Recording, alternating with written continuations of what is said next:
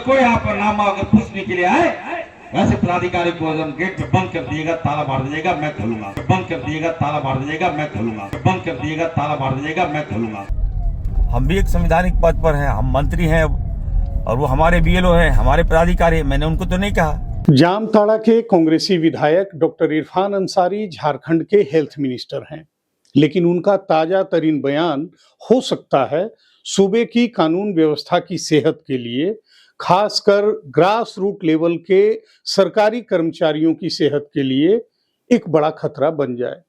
वैसे फिलहाल एक खतरा तो खुद उनके ऊपर आन पड़ा है, उनके एक बयान की वजह से। दरअसल संविधान की शपथ लेकर मंत्री बने डॉक्टर इरफान अंसारी इन दिनों लोगों को एक संवैधानिक प्रक्रिया SIR के खिलाफ भड़का रहे हैं। इस संवैधानिक प्रक्रिया को पूरी करने के लिए गांव-गांव, घर-घर घूमने वाले सरकारी कर्मचारियों को बंधक बनाने के लिए जनता को उकसा रहे हैं। हाल ही में अपने निर्वाचन क्षेत्र जामताड़ा के नारायणपुर में एक सरकारी कार्यक्रम को संबोधित करते हुए डॉक्टर इरफान अंसारी ने यही किया है। जोहार, नमस्कार, अभिनंदन आपका। लोक चेतना देख रहे हैं आप और मैं हूं आपका दोस्त अरविंद। आज बात होगी SIR के प्रावधानों पर। जानने की कोशिश करेंगे कि महागठबंधन के विभिन्न दल, खासकर कांग्रेस, SIR की वजह से बेचैन क्यों है और कितनी वाजिब है इनकी बेचैनी। SIR के साइड इफेक्ट पर भी होगी बात और हिसाब किताब होगा इसकी वजह से अलग अलग राजनीतिक जमातों को होने वाले नफा नुकसान का। सबसे पहले डॉक्टर इरफान अंसारी की बेचैनी का सबब समझने की कोशिश करते हैं और इसके लिए जरूरी है यह जानना कि उन्होंने कहा क्या है। आप भी सुनिए मंत्री इरफान अंसारी ने नारायणपुर में सरकारी कार्यक्रम को संबोधित करते हुए SIR के बारे में क्या कुछ कहा है। मैं आप सबको कहना चाहता हूँ, एकदम अगर कोई नाम आपका काटने के लिए आए, अगर कोई आपका नाम अगर पूछने के लिए आए, वैसे पदाधिकारी को गेट पे बंद कर दिएगा, ताला मार दीजिएगा, मैं खोलूंगा। हालांकि 24 घंटे के भीतर ही डॉक्टर इरफान अंसारी अपने ट्रैक रिकॉर्ड के अनुरूप पलटी मार गए हैं।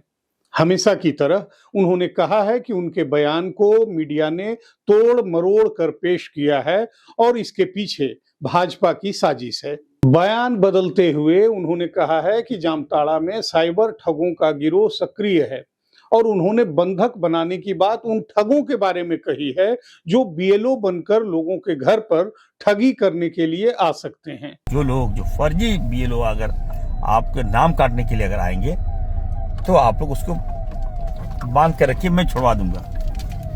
और जो असली BLO जो आएंगे तो वो अपना काम करके जा ही रहे हैं, वो तो काम कर ही रहे हैं।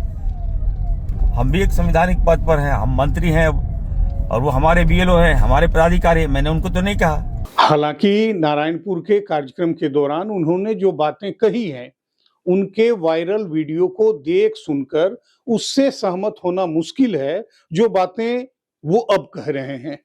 वैसे जहां तक राजनीति के जानकार बता रहे हैं, डॉक्टर इरफान अंसारी के इस हृदय परिवर्तन की वजह कुछ और है। झारखंड के मुख्य निर्वाचन पदाधिकारी यानी CEO ने जामताड़ा के नारायणपुर में दिए गए उनके बयान का संज्ञान ले लिया है। जामताड़ा के जिला निर्वाचन पदाधिकारी यानी DM से इसकी रिपोर्ट मांगी गई है जो भारत के चुनाव आयोग को भेजी जाएगी। बड़ी बात नहीं कि इस रिपोर्ट के आधार पर अगर चुनाव आयोग को डॉक्टर इरफान अंसारी का बयान आपत्तिजनक लगता है तो मंत्री डॉक्टर इरफान अंसारी के खिलाफ कोई बड़ी कार्रवाई भी हो सकती है। आपको पता तो होगा ही कि देश के 12 राज्यों और केंद्र शासित प्रदेशों में फिलहाल SIR यानी स्पेशल इंटेंसिव रिवीजन की प्रक्रिया चल रही है, लेकिन फिलहाल झारखंड में SIR नहीं हो रहा है। फिर यह सवाल स्वाभाविक है कि डॉक्टर इरफान अंसारी SIR को लेकर अभी इतने बेचैन क्यों हैं। दरअसल SIR का विरोध इन दिनों डॉक्टर इरफान अंसारी की पार्टी कांग्रेस का कोर एजेंडा है। एसआईआर की प्रक्रिया पर बार बार हमला करके कांग्रेस और उसके नेता राहुल गांधी दरअसल अपने वोट चोरी के आरोप को मजबूत करना चाहते हैं। एसआईआर का पहला चरण बिहार में सफलतापूर्वक पूरा हो चुका है और एसआईआर के विरोध के जरिए बिहार में अपनी जमीन मजबूत करने का मंसूबा पाले बैठी कांग्रेस बिहार में अपनी बची खुची जमीन भी गंवा चुकी है। लेकिन डॉक्टर इरफान अंसारी झारखंड के उन कांग्रेसियों में हैं जो अपने नेता राहुल गांधी के पदचिन्हों पर ही चलना चाहते हैं। राहुल गांधी ने बिहार चुनाव के लिए होने वाले मतदान के ऐन पहले चुनाव प्रचार छोड़कर सुदूर हरियाणा जाकर वोट चोरी का आरोप लगाते हुए सो कॉल्ड हाइड्रोजन बम फोड़ा था। उसी तर्ज पर डॉक्टर इरफान अंसारी झारखंड में एसआईआर के विरोध में बवाल काट रहे हैं, जबकि अभी झारखंड में एसआईआर हो भी नहीं रहा है। जोश में होश खोते हुए डॉक्टर इरफान अंसारी यह भी भूल गए कि जिन बीएलओज को वे बंधक बनाने के लिए लोगों को भड़का रहे हैं वो उसी सरकार के कर्मचारी होंगे जिस सरकार में वे मंत्री की कुर्सी पर हैं। बल्कि जिस जामताड़ा में वो बयान दे रहे थे वहां एसआईआर का काम भी जामताड़ा के कर्मचारियों के ही जिम्मे होगा। उनमें से ज्यादातर डॉक्टर इरफान अंसारी की जान पहचान के होंगे, बल्कि कई तो उनके वोटर भी होंगे।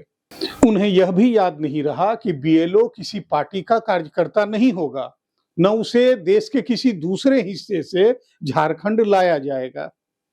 डॉक्टर इरफान अंसारी के विवादित बयान ने भारतीय जनता पार्टी को हमले का हथियार मुहैया करा दिया है। इरफान के बयान से आग बबूला हुए रक्षा राज्य मंत्री संजय सेठ ने मुख्यमंत्री हेमंत सोरेन से डॉक्टर इरफान अंसारी को मंत्री पद से बर्खास्त करने की मांग की है। झारखंड के स्वास्थ्य मंत्री इरफान अंसारी, जिन्होंने संविधान की शपथ ली और मंत्री बने, विधायक बने संविधान की शपथ लेकर, अब संविधान को ही ये धत्ता बता रहे। अब एसआईआर लागू हो रहा है, अब उसमें ये जनता को भड़का रहे हैं। इनका बयान संवैधानिक ढांचा को पूरी तरह चोट पहुंचाना कि बीएलओ आए, कोई एसआईआर लागू करने को अधिकारी आए, घर में बांध लो, ये हिंसा की आग में झोंकना चाहते हो झारखंड को। और आपका बड़बोलापन, हम कह सकते हैं कि लगातार आप जनता को भड़काते हैं। माननीय हेमंत सोरेन जी, इनको अविलंब बर्खास्त करना चाहिए। पूरे झारखंड को आग में डालने का काम, संवैधानिक संस्थाओं के खिलाफ भड़काने का काम। अब आप पूछो, कांग्रेस पार्टी जब जनता का दिल नहीं जीत पाई, देश के खिलाफ बोलना, देश के संवैधानिक संस्थाओं के खिलाफ बोलना, जनता का दिल नहीं जीत पाकर अब क्या घुसपैठियों के सहारे अब आप चुनाव जीतना चाहते हो, इसीलिए ने एसआईआर लागू होने का विरोध कर रहे हो। जनता जान चुकी है। अब आपको कांग्रेस पार्टी आपको सदा सदा के लिए जनता किनारे बैठाएगी। देश की जनता एसआईआर चाहती है। क्या घुसपैठिए हमारे यहां रहकर हमारा हक मारेंगे क्या? वो वोट देकर हमारी आवाज बनेंगे क्या? वो वोट देकर सांसद विधायक बनाएंगे क्या? नहीं, देश की जनता, देश में रहने वाले लोग ही वोट देंगे। पार्टी का कॉल है तो झारखंड के बाकी कांग्रेसी भी एसआईआर के विरोध में बोल रहे हैं, लेकिन उनका विरोध प्रक्रिया में पारदर्शिता को लेकर है। चुनाव आयोग की मंशा पर बेशक संदेह जताते हुए एसआईआर के खिलाफ कांग्रेस के दूसरे मंत्री भी बोल रहे हैं, लेकिन उनकी भाषा संयमित है और लहजा मर्यादित।